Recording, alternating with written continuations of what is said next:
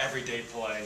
I think last week we saw a spectacular play, and then he got that end zone play. It was that kind of the sum of his entire year, that game? You know, we just got done talking about that after practice today. You know, we talked about it prior to practice. We went out, and the mind frame for us was, you know, we were kind of like this last week in practice. We had a really good Thursday, but I didn't care for Monday, Tuesday practice, or our earlier practices, and you know, we talked to him a little bit about that today and said, you know, you kind of correlate. We had a couple drop shifts last week in practice and kind of carried over. And so there's got to be a point where you practice and it's got to end. So we talked about that, having a great practice today. We came out and had a great practice, but you know, the biggest thing for us is for him is to be consistent. You know, no different than anybody else. You know, you got to go out there, and are there going to be some tough catches? Yeah. You know, Our goal is to make the easy catches, but our job, you know, as a unit, is kind of elevated. We expect to make the tough catch. We expect to be able to go up and make the big time catch. And that was it was a tough throw. I mean, there was a receiver or a linebacker that was dropping right in front of him, but at the same time,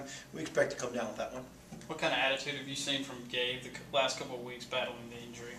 Awesome. Gabe's, if y'all know Gabe, he's one of the most pleasant young men to ever be around. He's got a great attitude. He's always going to give you a smile. I mean, he might be down, but he's going to smile while he's telling you he's down. Great. He's coming back, and you know, in the last couple of weeks, he hadn't been full speed, but I'd probably say he's pretty close to 100% right now. You know, he kind of was gimpy a little bit last week going through things, but he had a good day on Sunday and a great day today. So. Yeah, he'll be fine. How much difference do you think he makes in the offense? He does. If you take a look at what he did for us last year, just being able to throw that little quick screen too, or he added a lot of yards for us last year. And I was looking at statistics, sir.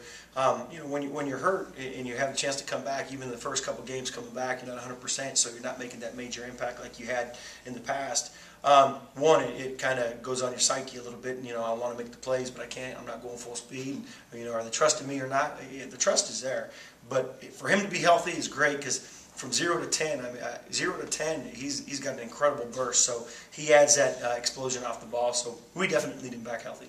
How much tight ends start to emerge now, Darian? You guys, has that opened anything up for your wide receivers? You know, I just think that they're doing a good job transitioning, to be honest with you, with you know, those guys. Whenever you got a tight end, the tight ends have come along. You know, Gus was banged up earlier with his hand. You know, Hutch was still getting his feet wet after a year, just kind of learning everything, going full speed, learning to play fast. And Justin Johnson was a true freshman. So, you know, you're this late in the season right now, they should be making plays. Honestly, we all got to make plays, and we can't afford. We should be peaking at the end of the season right now. We should be getting the next 2 games, and the one after that. That's where you want to peak. We want to finish on a climb, not this. And so we want to be peaking throughout the season, but. Definitely, whenever you can get the big body guys involved in the offense and they're making plays downfield, what it does is it alleviates things for Dak. You know, Dak's got confidence in them and trust them. You know, at the same time, you know, for us, whether it's zone or man, if it's man to man, ultimately we got to win. We got to get open. So that's going to be on us no matter what. How much has your group missed Malik over the last couple of weeks?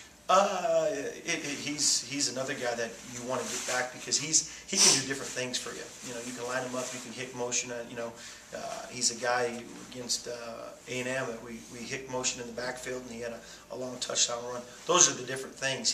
Him and Gabe. They give you unique features, and they bring something different to the table. Gabe's explosive and got that first step. Well, Malik is deceptive. Malik is fast.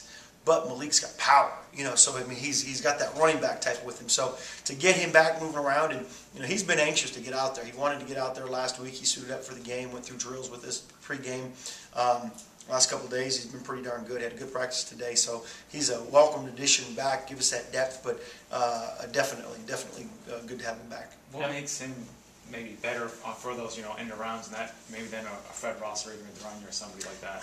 I think, you know, he's a guy that played running back, you know, and when you got that feel for a guy that's coming back in the backfield and just doing all the, you know, it's amazing when you start talking about doing read options or zone reads and, you know, getting the feel for the quarterback of getting that quarterback sliding that ball in there at the last minute, riding it and pulling it out, or else for the last minute letting you have it. It takes time. You know, that's no different than running a route or a quarterback throwing the ball. It takes time over and over and over in reps. And, you know, he had a bunch of reps coming out of high school because he played multiple positions. But at the same time, he's a guy that's done that consistently for us in camp. So it's good to get him back.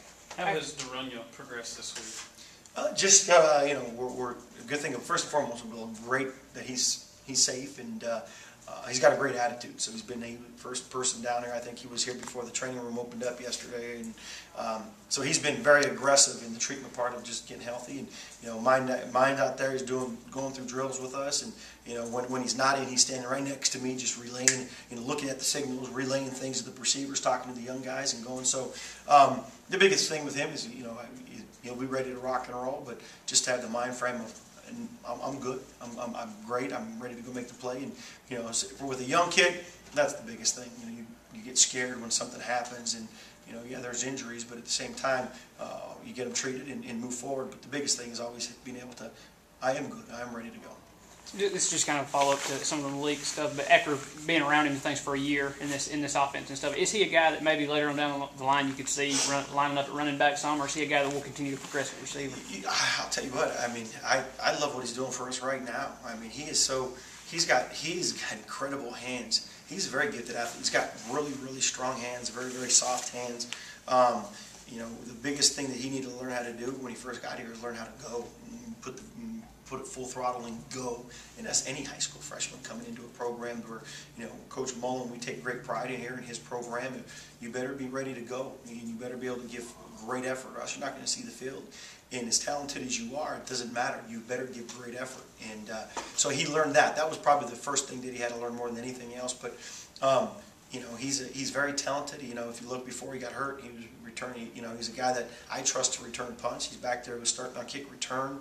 To put a freshman in those situations where they're handling the ball, and you've got 105 guys and you know, and a coaching staff depending on you to make those plays, that tells you a little bit about that player as far as the trust factor that you have. And as a coach, that's the first thing that, Matt, can I trust you?